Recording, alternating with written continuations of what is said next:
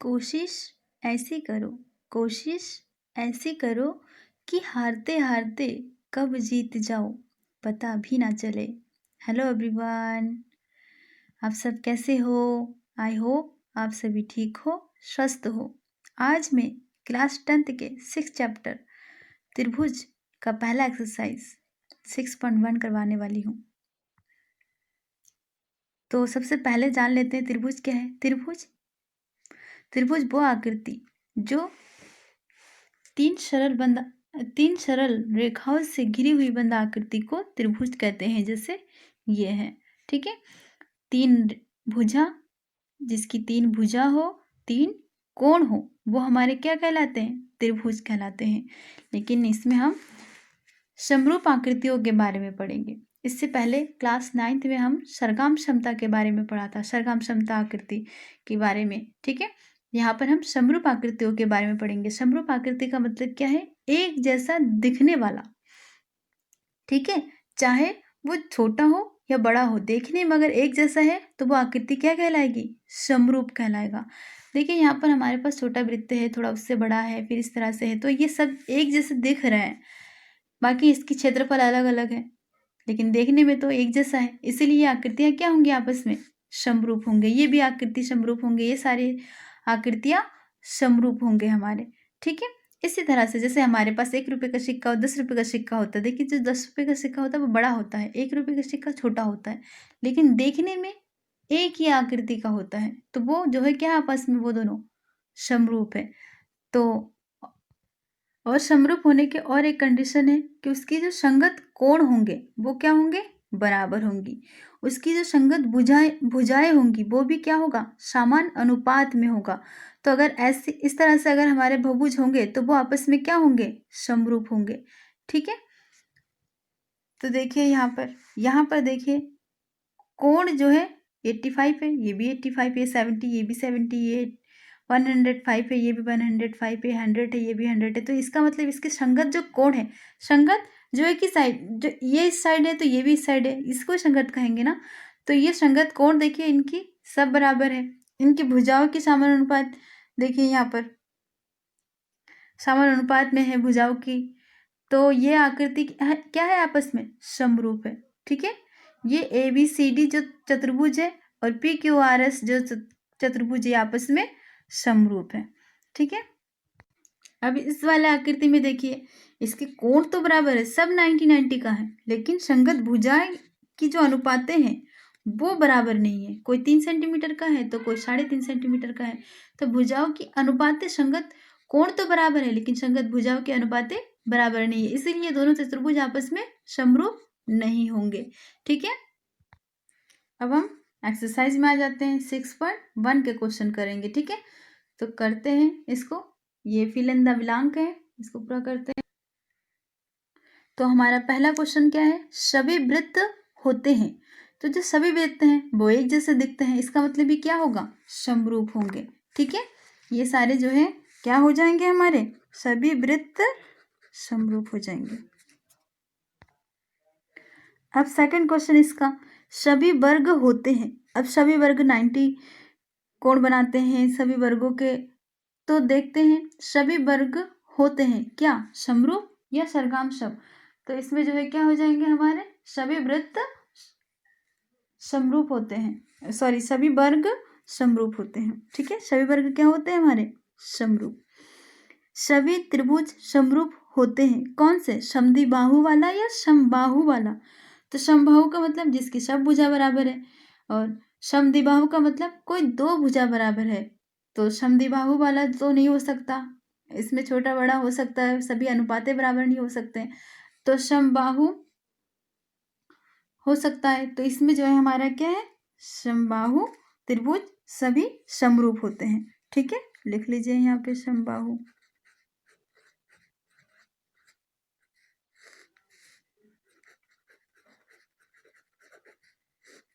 अब इसी का हमारा चौथा क्वेश्चन, भुजाओं की संगत संख्या वाले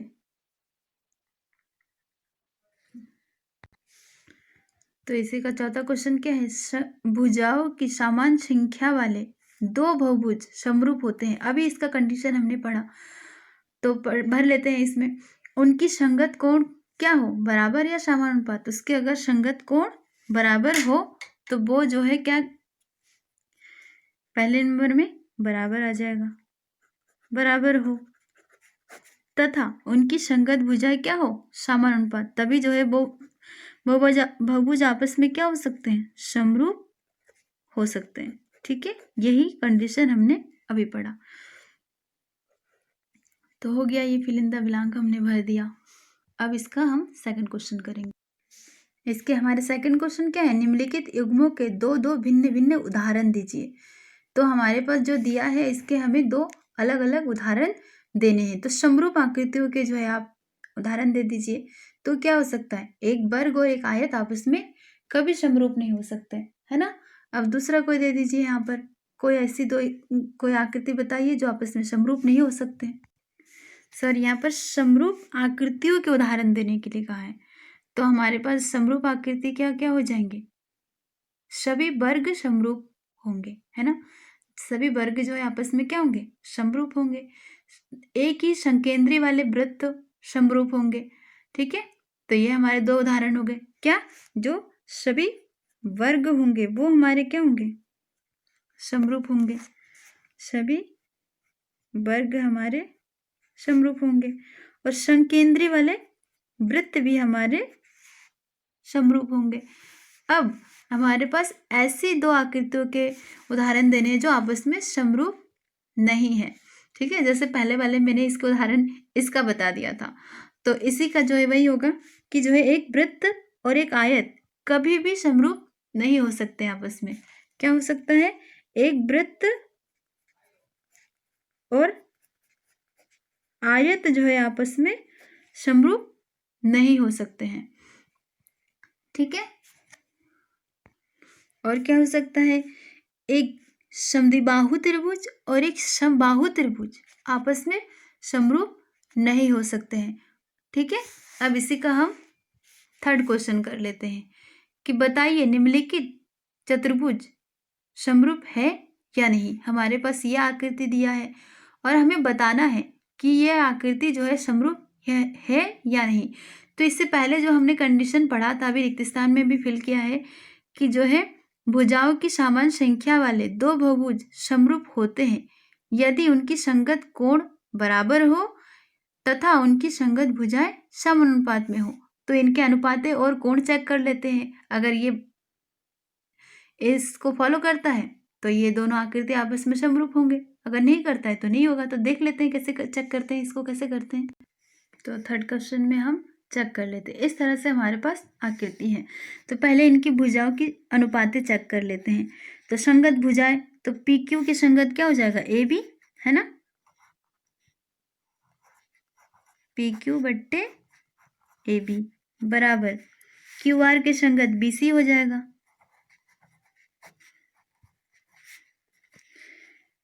आर एस के संगत सी डी हो जाएगा।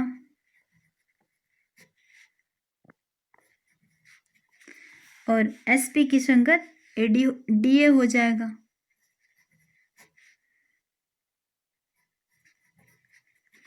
और इस भुजा की वैल्यू कितना है, 1.5 और इसकी अनुपात है 3।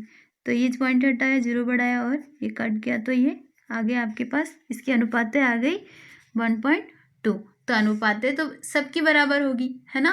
तो अनुपातें जो है, अनुपात तो बराबर है, संगत भुजाओं के अनुपात तो बराबर है, लेकिन देखने में इसके कोण बराबर नहीं लग रहा है। इसकी हर एक कोण 90 डिग्री का है लेकिन इसकी हर एक कोण 90 डिग्री की नहीं है। तो देखने में इसकी संगत कोण जो है बराबर नहीं है, तो अतः ये दोनों आपस में क्या हो जाएंगे, समरूप नहीं होगा। ये दोनों बहुभुज, ये दोनों आकृति आपस में समरूप नहीं है। तो लिख लेते हैं, कैसे लिखना है, संगत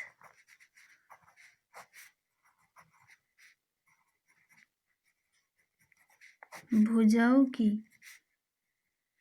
अनुपात बराबर है, संगत भुजाओं की अनुपात समान है,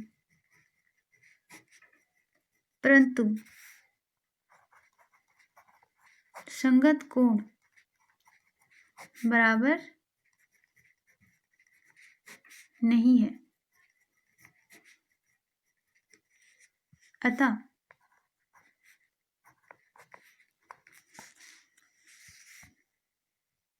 ये आकृति अतः ये दोनों त्रिभुज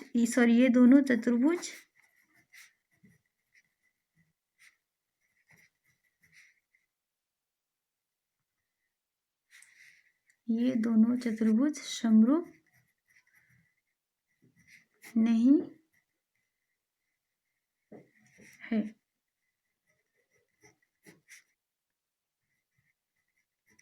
ठीक है, इसके संगत भुजाओं के अनुपात तो समान अनुपात में है, लेकिन संगत कोण बराबर नहीं है। ठीक है, अतः ये दोनों चतुर्भुज आपस में क्या होंगे? समरूप नहीं होंगे। ठीक है, तो आशा करती हूँ आप लोगों को ये एक्सरसाइज बहुत अच्छे से समझ में आया है, और ये वीडियो देखने के लिए आप सभी का धन्यवाद। और ये वीडियो अगर अच्छी लगे तो मेरे चैनल को लाइक कीजिएगा, शेयर कीजिएगा और सब्सक्राइब कर दीजिएगा। धन्यवाद।